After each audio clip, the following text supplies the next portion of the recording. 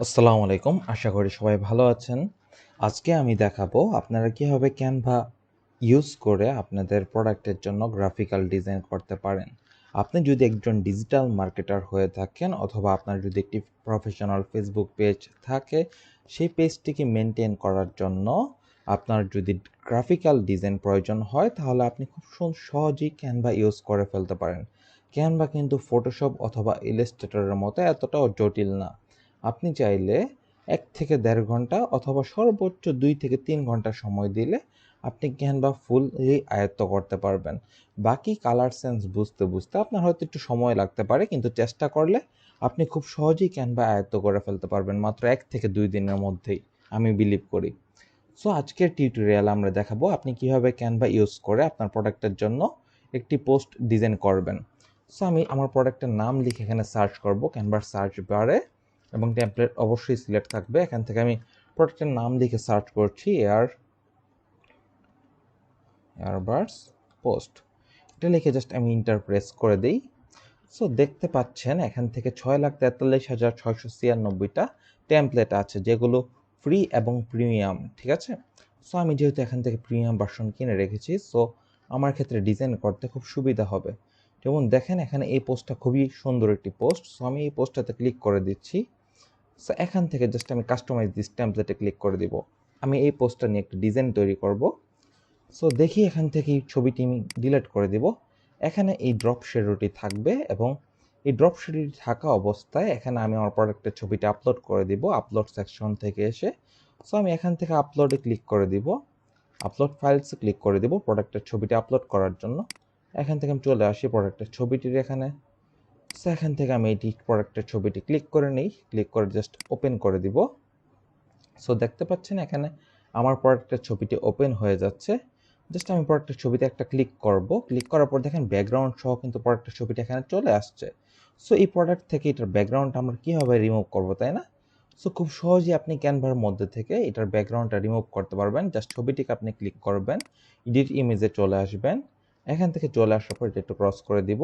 দেখেন remove background remover, এটা premium সেকশনে পাওয়া যায়। সো আমরা জাস্ট ব্যাকগ্রাউন্ড রিমুভার ক্লিক করে দিচ্ছি। সো দেখেন এটার ব্যাকগ্রাউন্ডটা ৫ থেকে ১০ সেকেন্ড বা সর্বোচ্চ ২০ সেকেন্ডের মধ্যে এটার ব্যাকগ্রাউন্ডটা রিমুভ হয়ে যাবে। দেখেন এটা সুন্দর করে রিমুভ হয়ে গিয়েছে। আমরা জাস্ট এটার বাউন্ডারিটা একটু ছোট করে নিচ্ছি যেন সিলেকশন করতে সুবিধা হয়। হ্যাঁ, এখান থেকে ধরে আমরা জাস্ট প্রোডাক্টের বাউন্ডারিটা একটু ছোট করে নিচ্ছি। সো দেখেন এতটুকু পর্যন্ত আমি ছোট করে নিলাম। এবার এখান থেকে প্রোডাক্টটা আমি বড় করব। এই তো শিফট প্রেস করে বড় করছি, এবং এটার বাউন্ডারিটা আমি এই সাইড থেকে আরেকটু ছোট করে নেব। সো এখান থেকে এই প্রোডাক্টটা আমি এখান থেকে এরকম করে নেই, এবং এইটাকে জাস্ট আমি হালকা হালকা ঘুরিয়ে দিই ওইটার মতো। ওকে, ওই প্রোডাক্টটার মতন আমি হালকা করে ঘুরিয়ে দিলাম।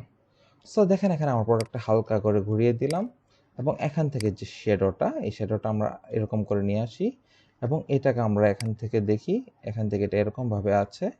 সো এখান থেকে এরকমভাবে দিয়ে দিই। সো এখান থেকে এটাকে জাস্ট আমরা এখান থেকে দিয়ে দিতে পারি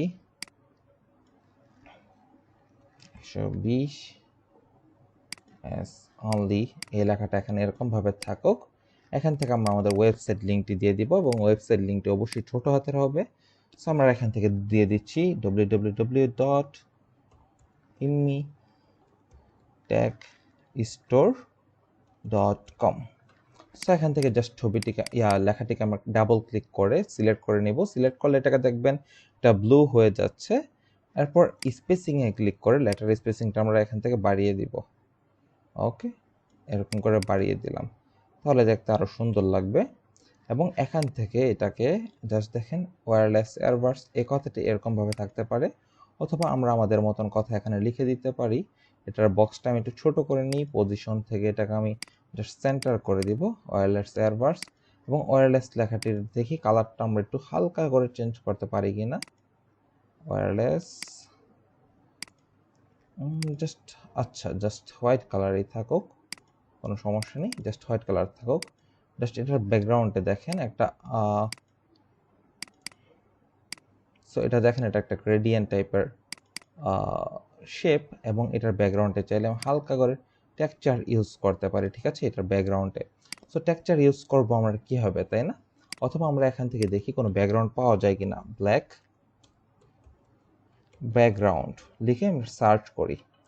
সো আমরা এখান থেকে ব্ল্যাক ব্যাকগ্রাউন্ড লিখে সার্চ করার পর সো এখান থেকে দেখি কি কি ব্যাকগ্রাউন্ড এখানে আছে। সো এখানে দেখেন অনেক সুন্দর সুন্দর ব্যাকগ্রাউন্ড আছে, হ্যাঁ, অনেক সুন্দর সুন্দর। সো আমি এখান থেকে দেখি কোন ব্যাকগ্রাউন্ডটা নেওয়া যায়। যেমন আমি এখান থেকে একটা সুন্দর একটা ব্যাকগ্রাউন্ড পিক করার চেষ্টা করব।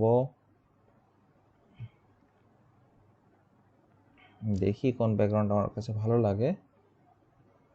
এই তো এই ব্যাকগ্রাউন্ডটা আমি জাস্ট এখান থেকে পিক করব এবং এই ব্যাকগ্রাউন্ডটিকে আমি এখান থেকে এটা সিলেক্ট করে দিব এবং এটাকে আমরা এখান থেকে এরকম করে সিলেক্ট করে দিব। দেখি নিচ থেকে এরকম করে সিলেক্ট করে দিলাম।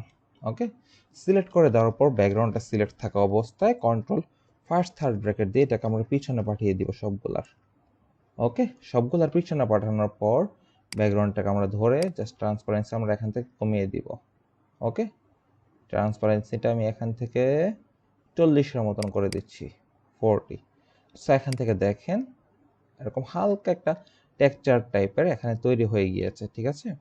সো এখান থেকে আপনি চাইলে এরকম করে একটা টেক্সচার তৈরি করে ফেলতে পারবেন এবং ক্যানভা দিয়ে খুব সহজেই এরকম করে একটা গ্রাফিক্যাল ডিজাইন করে ফেলতে পারবেন। এবার ডিজাইনটাকে যদি আপনি সেভ করতে চান, এখান থেকে উপরে ডিজাইনটা কী নামে সেভ হবে ফাইলের নামটা আপনি উপরে দিয়ে দিবেন। জাস্ট আমি উপরের নামটা এখানে কেটে দিচ্ছি, লিখে দিই ইয়ার ভার্স পোস্ট।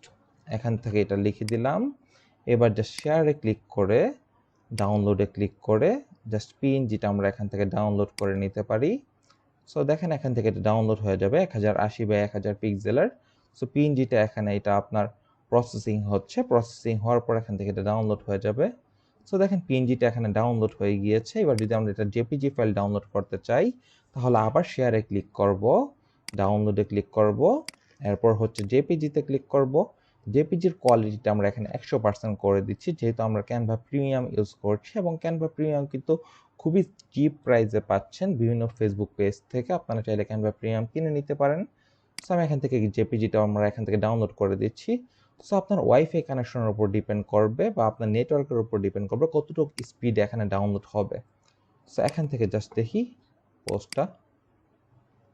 সো দেখেন এখান থেকে পোস্টের ডিজাইনটা দেখতে কেমন হয়েছে। সো আপনিও ঠিক চাইলে ক্যানভা দিয়ে খুব সহজে এরকম মিনিমাল টাইপের পোস্টের ডিজাইন তৈরি করে ফেলতে পারবেন আপনার প্রোডাক্টের জন্য। সো আশা করি আজকের এই টিউটোরিয়ালটি আপনার উপকারে আসবে। উপকারে এসে থাকলে অবশ্যই আমার চ্যানেলটি সাবস্ক্রাইব করে রাখবেন। সবাইকে ধন্যবাদ। আসসালামু আলাইকুম।